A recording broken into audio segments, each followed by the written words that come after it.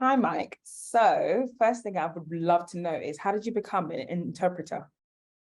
Wow, that is an amazing story. I became an interpreter by accident.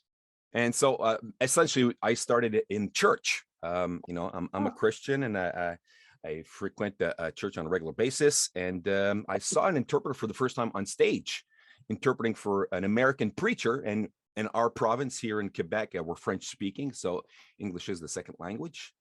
And I saw this guy interpreting. I said, "My gosh, I think I could do this." And because he was kind of making mistakes, he was having a rough time, but it was the speaker's fault. He was being rough on the guy, on the interpreter. And so I said to myself, I think I could do this. I went to see the person in charge of interpreting, and the ministry, they call it the Ministry of Interpretation and Translation. And I said, I'd like to offer my services. I said, I've never done this before. I've never tried it. This is the first time I see this, and I think I could do it. So not too long after that, probably a few weeks later, there was another guest who came around, and boom, they just put me on stage in front of like 1,000 people. And I was essentially interpreting consecutively for the first time in my life, having never done it before. And it turned out that it went like just amazing. It was like in Christian circles, we like to say we have the anointing. So the anointing just fell down, and I was just like a natural. And so, but the way we would do it, it wouldn't be what we consider now as the traditional consecutive. yeah. It was rather sentence by sentence, but it went very well because it made for a very dynamic discussion, a very dynamic preaching, and the preacher was a dynamic type of speaker. So going back and forth created a beautiful synergy, and that was the beginning of Mike the Interpreter. And not too long afterwards, on another occasion where I was interpreting in the church again, after the service, a professional interpreter came to see me. He says, "Hey," he says, I don't know you. I've never seen you before. Where do you work? At what agency do you work for?" I said, "Agency." I said, "You can make money doing this?" And so he said, "Yeah, you can make money doing this." So he referred me to an agency, and I just contacted the agency. The agency didn't ask any questions. They didn't ask for any credentials. They just trusted this guy's word that I was a good interpreter. And so I end up, I'm on, this is pre-COVID, of course, in the booth, right? I arrive in the booth. I didn't even know how the booth worked. I didn't know how the buttons worked. I knew nothing. I just looked at the partner who was there. I didn't even know I was going to have a partner. Didn't even know how it worked with the partner. But it just all worked out. And from there, it just continued, and opportunities came more and more. And that colleague of mine, I still work today with him, over 20 years later. And so I was it's just just going to that it ask, so it's was, been 20 years that you've been doing this. yeah, over 20 years. I started I think it was 98 or something like that, 1998 or Wow. 2000, something like that. And, so it was just like a natural progression, slowly coming up and getting involved. And this interpreter would, on his private assignments, he would hire me to work with him. So I kind of had like a mentor. So I always consider him, to this day, I call him my mentor. And he's an amazing interpreter. And it's kind of like why I have my style as well, because I kind of learned from that mentor, right? So his style I adopted. And I found out later that he started a bit like I did, without any credentials whatsoever, just being a perfectly bilingual person and doing his job correctly, right? So I like to say that I have credentials and results. I have a degree in results, and that gets me around for the last 20 years. So it's not bad. Good. Sounds good. Sounds like a good long-standing career. It's good to see you have a lot of enthusiasm and passion still. Oh yeah, totally. I mean, I love this. I'm so happy. I never thought I was going to be able to do this for a living, and now I get to do this for a living. There is a small caveat, though. I must say that, like I've explained in our pre-interview, I think I had a predisposition to being a good interpreter because when I was young, now I know the phenomenon as being called a child interpreter, because my mother is deaf. So I always had to interpret for her, consecutively, actually, parent teacher meetings, phone calls, calling the landlord, calling whoever need to be called. I was on the phone with my mother. My phone's telling me what to say. I'm saying it. I'm saying back what the person is saying. So I was kind of like programmed, right? I was like predisposed to being used to listening to somebody and talking at the same time. And I really believe that was what gave me an edge and to become a good interpreter. So yeah, that's the gist. That's the short version. Okay, well, you know what? I'll add a little part to the story, right? So In addition to being, a volunteer for this first event in church, I interpreted. I did a great job. That it was like a whole weekend thing. Imagine I did like a whole conference like weekend, a 3-day weekend event for, I don't know, hours on end by myself, right? So at the end, that back in the day, they used to have what they called cassette tables or materials and stuff like that. And so he said, "Hey, Mike," he said, "you did such a great job. Go in the back and take one of everything of all my material. I'm giving it to you as a gift." So I went to the back, and the lady, it was at the end of the conference, the lady in charge of the table had packed it up and everything. Everything was closed, sealed, ready for the airplane to go back, And I went to the back and I told the lady, I said, "Listen," I said, "our guest said that I could have one of every one of the materials on the table here. I would really like to have that." And she says, "Mike," she says, "I'm so sorry." She says, "Everything's closed up. It's too late now, I said, "Listen up, lady." I said, "He said that I could have every one of those materials. I am taking every one of those materials. Open up every box. I'm taking one now." She says, "Okay, Mike, I understand." So that was my first payment, right? And to this day, I still have those gifts as a kind of like a souvenir. So we obviously I work for Interprefy as the head of people and culture. So I don't actually get much to interact. I don't often get to interact with the interpreters. So this is really, really kind of good to meet you firsthand and be able to talk to you about things that you do. What do you say you like most about working at Interprefy? Oh gosh, you know what? I love your platform. I love the way it works. It's very interactive. It's very simple. It's very intuitive. And it's just, I think you guys were the first ones really to incorporate listening to your booth partner, which is so important in RSI now, because it really helps to work with a colleague that you could hear. It helps you work. It helps make your work better because you're getting cues, you're getting words maybe that you didn't understand, and you're hearing what your partner is saying. So I would say that number one, your platform is amazing. I love working on it. Every opportunity that I get, if it fits on my schedule, I say yes to your assignments. And I guess it's one of the better platforms. It is. I love it. So I'd love to understand how you use your social media platform to kind of boost your network.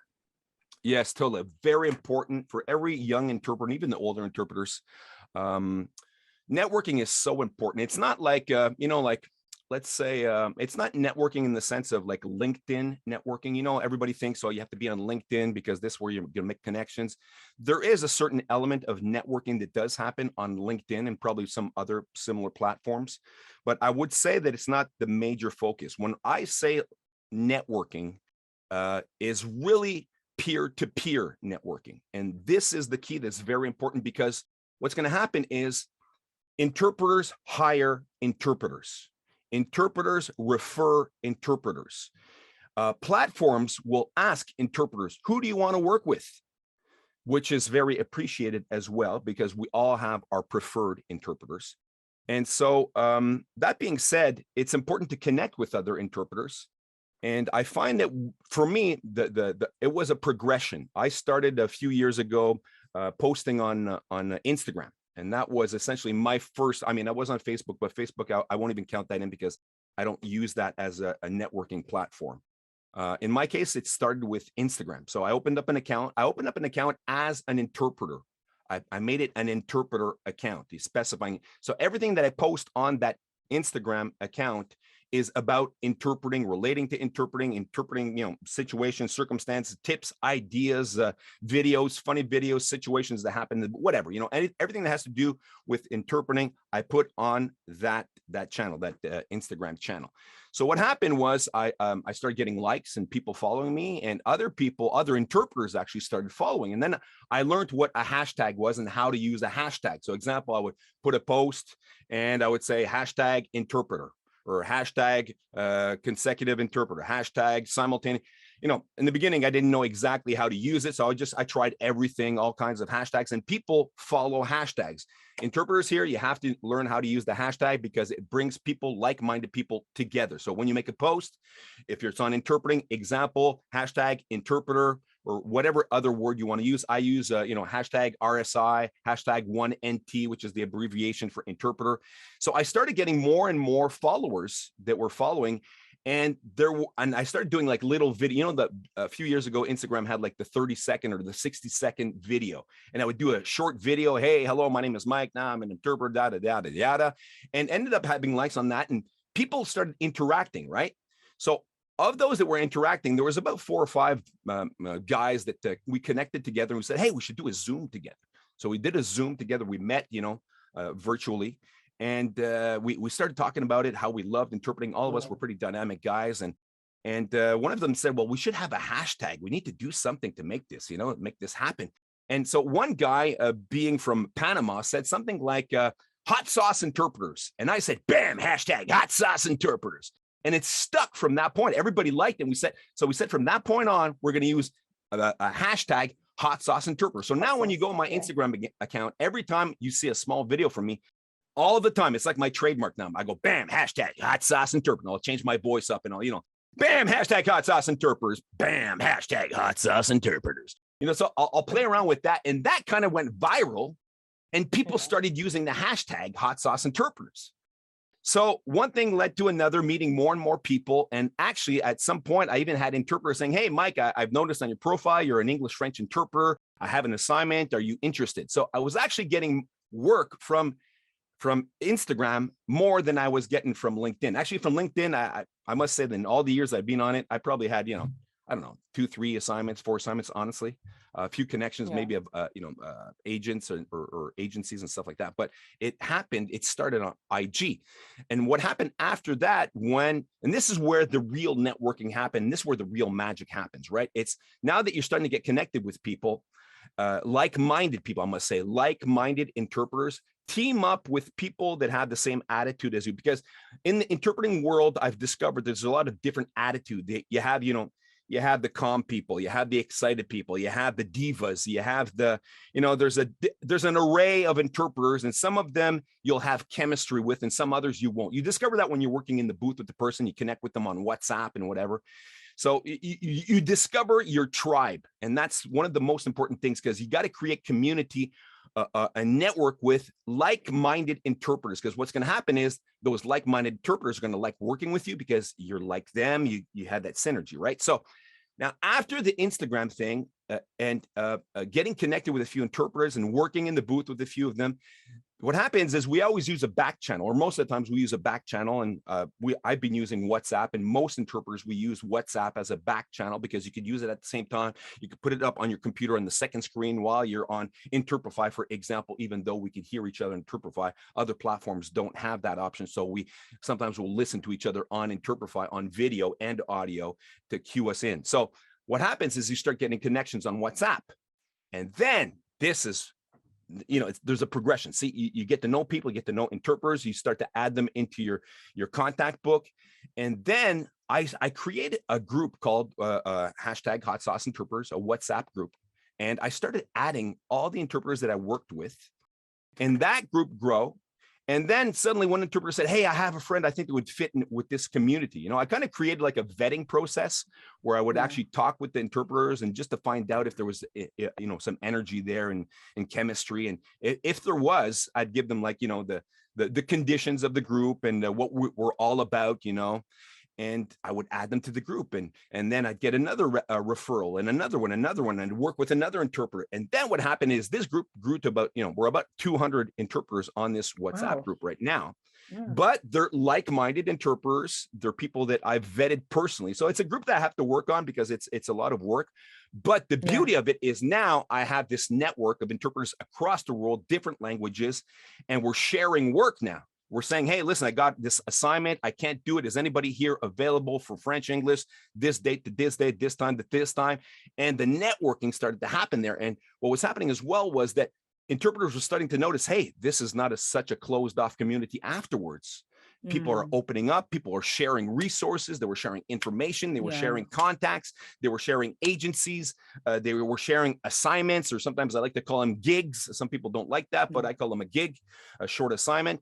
And what happened afterwards, this is an international group of 200 interpreters, right? From across the world. We're sharing information. We're, you know, encouraging each other, all kinds of stuff like that. And then suddenly I noticed the need that I needed to be in contact with only my language pair, French and English. So I created a subgroup, which I call a chapter, the French chapter of Hot Sauce Interpreters. We have now a Spanish chapter of Hot Sauce Interpreters. And so I started going into a smaller group, and now I have about, I don't know, we're about 60, 70 interpreters in my French That's group. so big. And yeah, that's awesome. And we're all, again, once again, most people that I've worked with or that are like-minded people. And in that group, that's where my magic happens, because that's where my French English pair comes out the most, right? So as soon as I have an assignment that I can't do, I started sharing it all the time. Yeah. And so what would happen was I'm giving work, they're giving work, we're sharing resources. And you know, some interpreters would say, aren't you afraid of losing your client? No, I'm not. I actually get more clients this way because I'm sharing with others, and you know what you throw around comes back to you, right? So Always, if you share, something is shared back to you. Anyway, so the importance of networking is a major point. My success, anyhow, and I recommend it to everybody, is you must create a network.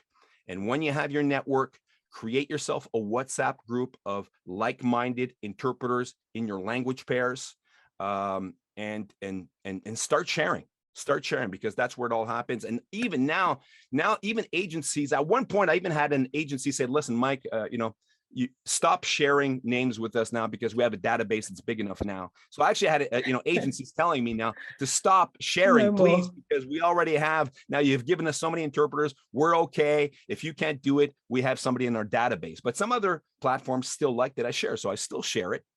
And actually I even had agents still growing. The group is still growing. I added a person just this week, which now, like I said, it's only by referral. It's a private group, obviously, because you'll find out that there's some people you like to work with and some people you just don't like to work with. So you don't want to add people to a group that you don't like working with, right? So it's by invitation only. I vet them and I bring them in personally into this group. And if they're in, it's because I think that they'll be a good addition. And, it's an easygoing, I'm in other groups that, there's many groups that I'm part of, probably, less than a dozen or so groups, but there's some groups that are so formal. It's like everybody's name dropping, everybody's title dropping, Dr. this, Dr. that. And it's so it's so formal, even when they chat between, they're using, big formalities. So I decided in our group not to be formal. It's really as I'm talking to you right now, I'll do videos just like I'm talking now. It's down to earth. It's friendly. Nobody uses titles. We have newbies. I like to call them the newbies, the young interpreters. We have, sometimes I call them the old dinosaurs, the long-standing generation of interpreters that are just getting used to, to technology and social media, but they're amazing interpreters and they have a wealth of information to share and teach. So I have the old pros and I have the newbies. I even have some that haven't even graduated yet out of interpreting university or whatever program they're in, but they're still in because they're students, and I like to encourage students. And so there's the gamut of interpreters from the beginner to big pros. And what's beautiful is everybody shares together, and it just makes for a wonderful environment. I just shared yesterday on my Instagram. I was going to say though, in the actual platform, how do people share and how do people teach each other through that? Do they make like one-on-one like conversations and then they just they do sometimes independent? Usually what they do is they'll type in, hey guys, like example for an assignment, they'll say, hey guys, I have this assignment opportunity, this date, this time, this subject. Is anybody here available? Please DM me. So that's one of the first things. Okay, so you DM the person privately or even in the open. They'll say, hey, I'm available, and they'll write to you, whatever. Next thing is sometimes they'll ask questions. Somebody will come up and say, hey, I'm looking for this word. I'm translating a document right now, and I'd like to have suggestions because this is the word I found, but it doesn't seem appropriate. Anybody in this language pair could help me out. Boom. So there it is. They put it in the chat for everybody to see, and everybody sees the thread of that's going on. And then you have 4, 5, 6, sometimes 10 interpreters saying, yeah, well, this is a good word, but I think you should use this word. This is my language pair. So that's another way. Another thing is we'll be sharing, conferences. Hey guys, did you know that this conference is happening in this country? And, you might be available to come online or come in person. So there's conference opportunities. There's, information, maybe one person has a good connection on LinkedIn with some contact that's sharing information about interpreting articles, articles, blogs, vlogs, anything. So say, hey guys, I found this, it's interesting. What do you think about this? Boom.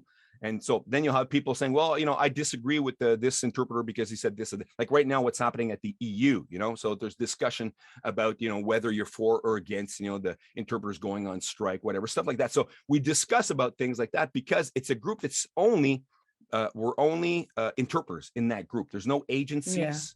That is purposely done as well, because I wanted the interpreters to feel okay to open up, right? So they're actually they're venting space, sometimes. We're in the same, it's a safe space, exactly. And what happens sometimes, we'll come out of an assignment, and it's still like, we stay private in the sense that, we're not going to be mentioning, anybody in particular, but we'll say, I just came out of this assignment, man, the sound was horrible, man, and I just hate this platform, and it's a venting. And it's actually, we found that it's pretty healthy for those people to let go. So there's that type of interaction that goes on in the group. Oftentimes, hey, I'm looking for, this weird pair, German Eskimo, these weirdest language pairs that you can imagine. And it's so amazing.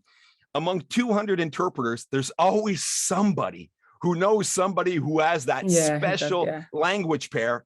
And so then we connect with, so that's mostly the type of interaction. Sometimes there's jokes, memes, we try to keep it, centered and focused on interpreting.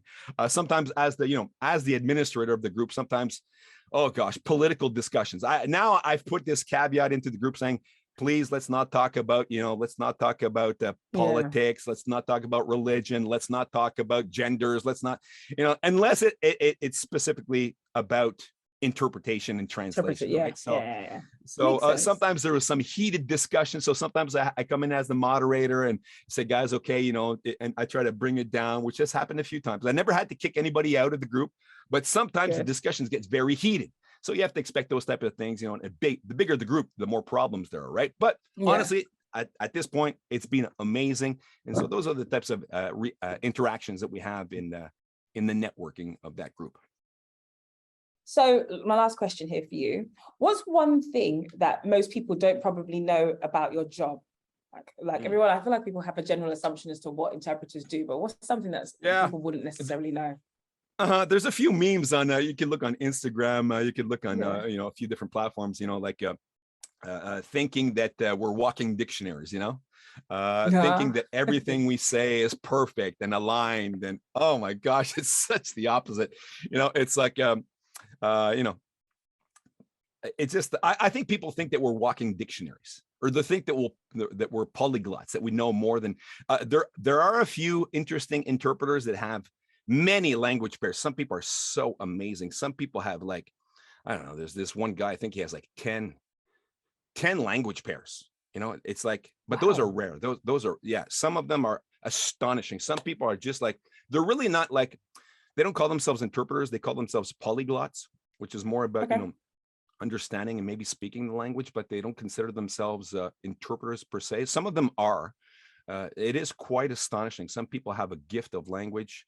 I do not have that gift of language. I have English and French. I work both ways. But I would say that most people think, that we're walking dictionaries, that we're, geniuses or things like that. I'm not the smartest chip on the block. I'm just a guy who talks fast. I'm bilingual. I understand French and English quite well.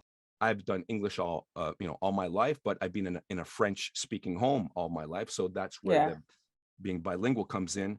I don't have any. Does that mean that, like, between French and English, your level of understanding though is different? Like, is one more informal than the other and one more professional, or now at this point you know what, yes, there is a very, in my case, because I use both languages so regularly, I feel that both my, oftentimes they'll ask me what's my A and my B. Well, I say, one interpreter told me that I was a double A. So I like to say that I'm a double A in that sense, that I master, I would say, pretty well both ways, going from English to French or French to English. That being said, I have a preference. I have a preference of going from English to French. And that's possibly because my mother tongue is French, right? So there seems to be a little click in my brain that seems to be just a tad easier going from English to French. Just a bit.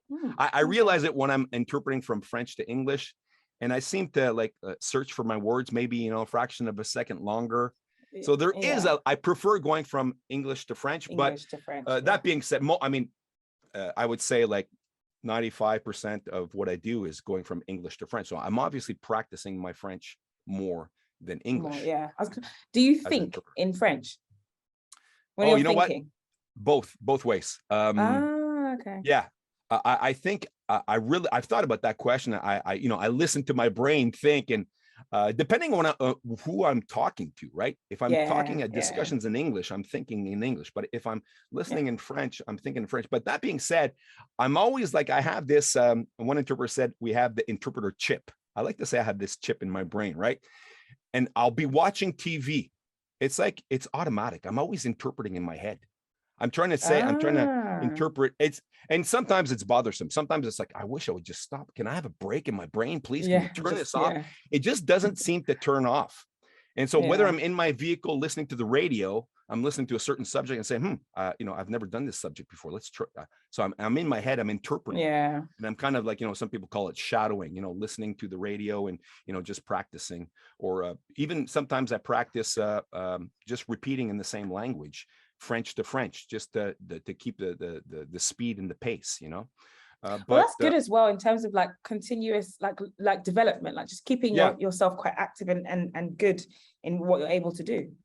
exactly. Like I said, it's on radio, on TV, whatever I'm listening to, I just seem to always be interpreting in my head. So that's something that is quite interesting. But yeah, I guess you could say that that's practice. So I do practice like that. Yeah. So how did you become involved with Interprefy? Through actually a referral. So the old CEO who was working here, we used to work with each other at another company in a similar kind of capacity where I was supporting her through HR, and she told me about the business. And at the time, it wasn't on a full-time basis. It was just supporting on the back end consulting. So I felt like I got to be able to understand Interprefy a little bit more and more.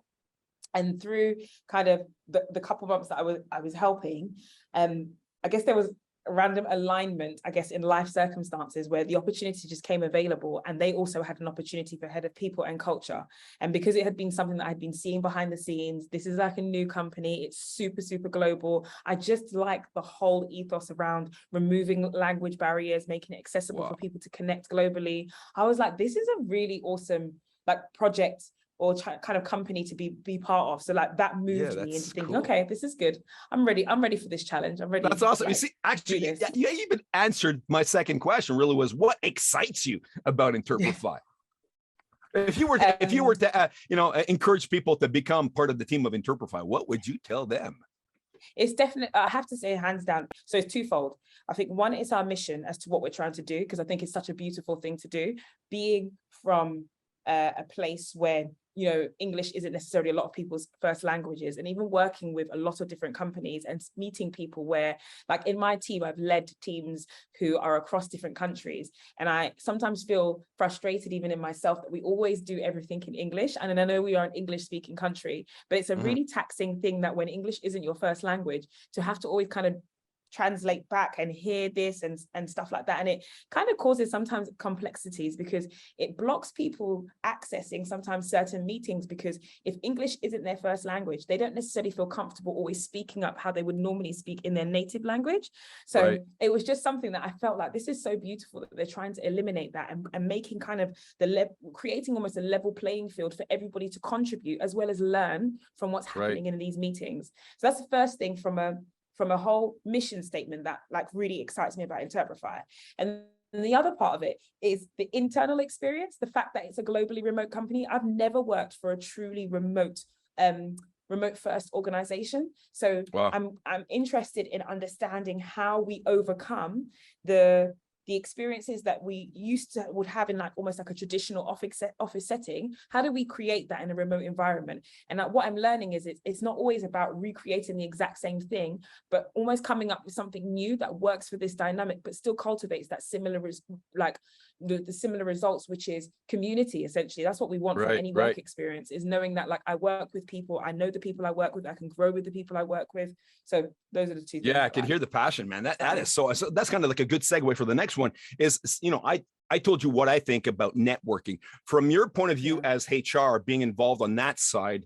of things. What do you think interpreters should know about networking, or what do you see on your side about networking that's important for someone's career?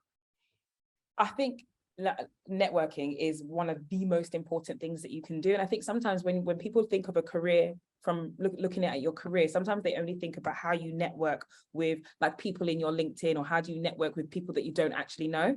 But networking in the company that you're in is super, super important when it comes to your career development for three kind of major reasons. One is definitely around career development and career advancement. So similar to what I told you, I worked with somebody else in another company. We had a great kind of good relationship, and that's how I was even introduced into this organization. So I think it's really good in terms of building bridges for the long-term career development for yourself, like when you network with people in the company. This isn't even the first time. I feel like it's 2 to 3 upper jobs that I would know, actually, I'd say maybe like 60 to 70% of the jobs that I've actually gotten have always come through some sort of referral or recommendation from somebody I've worked on in the past. The second kind of important part of internal networking is the professional development, not professional, but the skills development it gives you from a mentorship or a menteeship level, because I think when you have people that you network in, you have an opportunity to learn from others as well as like share some of your learnings. So again, in a lot of the companies I've worked, we have a guest. We love animals. Sorry. That's good. That's good. That's okay. He wants to network with the neighbors and the dogs in the neighborhood, so he's just gone. Anyways, back to my second point. So the second point why it's important to network internally is really around your skills development. You're able, I think, networking with people internally in the company allows you to develop your allows you to learn from them, as well as gives you an opportunity to teach others. A lot of people in their career development sometimes look for opportunities in leadership that you don't always explicitly get sometimes in your role because the opportunities aren't there. But network with other people, teach them, best practice share with them. Those are examples of where you're demonstrating your leadership skills. And then the third and final reason, which is my favorite reason around networking, is cultural exposure. Like, I have worked for a lot of global companies. My first, truly remote organization, but I have worked with a lot of global companies. And the one thing that most of them kind of struggle with is that cultural alignment. Like when you are based in different countries, you have different social norms, you have different cultural norms. So the more times that you can expose yourself to people from different places from you, the easier it is for you to integrate wherever you go to, but also the easier it is for you to almost sell yourself, whether it's selling ideas, selling concepts, selling new initiatives. Like, it's so helpful when you kind of already have experience with the audience that you're working with. So networking within a company, especially like us, gives you exposure to so many people. We have people in Asia, we have people in North and South America, Africa, like so many different places. So that's like definitely another thing that's super, super important about networking. I definitely love that aspect about interpreting. And I think that interpreting lends itself perfectly to what you're saying, because we work with so many different people. We work across the world, and now working remotely just opens the door. I really like that. I think that this, like you said, the connections that are made, for networking, just the interpreting world is just perfect for that. I mean, we work with people from across. Sometimes I get to work from an interpreter who's somewhere in, I actually work with people in Russia. Later today, I'm working with some people from Russia. And who would have thought, that one day we'd be able to do that? But the networking, it's truly a privilege to work in what we work in the interpreting, in the language industry, should I say. It's probably similar across all the platforms that working with languages is truly a privilege. So yeah, it's really awesome. I can hear your passion. You have as much passion as I do. Maybe you need a hashtag. I don't know, BAM hashtag Interprefy or something like that, Yeah. Don't tell our head of marketing, because then I'll be told to start doing this. Oh gosh. And then I'll say, give me a hashtag and be like, you should be hashtagging. Well, you know what? It is part of networking. It is part of the networking. Yeah, you got to get out there, right? Here's Mike, the diva interpreter. Oh my gosh, diva interpreters. It seems that none of us like them, but we all know some. And sometimes when you realize, maybe I am a diva interpreter. What about that? It's like, if you don't know any, it's probably you.